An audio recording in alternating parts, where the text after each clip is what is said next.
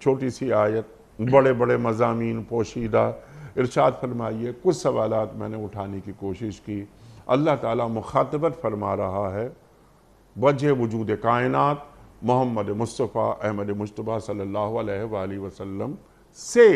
इरशाद फरमाइए क्या पैगाम मिल रहा है। कोई शक नहीं कि इस आयत करीमा में मुखातबत नबी मुकर्रम सल्लल्लाहु अलैहि वसल्लम से है।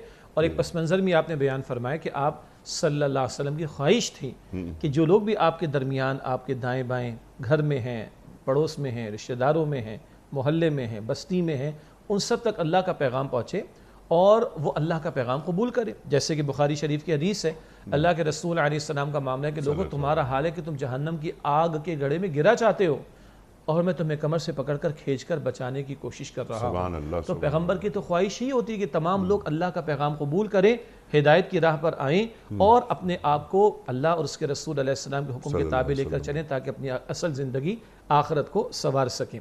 अलबत्ता इस ख्वाहिश का होना एक शय है और अमलन सारे लोग कबूल कर लें दूसरी बात है।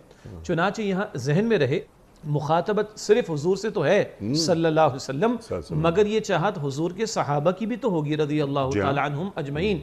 कोई शख्स ईमान ले आया, उसके वालिदैन ईमान नहीं लाए, कोई शख्स ईमान ले आया, उसका भाई ईमान नहीं लाया, वो भी फिक्रमंद हुआ करते थे। और ये अंदाज़ कुरान हकीम में हमें मजमूई एतबार से कई मकामात पर मिलता है कि कई मरतबा मुखातबत हुजूर से होती है सल्लल्लाहु अलैहि वसल्लम और अहले ईमान के लिए भी रहनुमाई का सामान किया जा रहा होता है।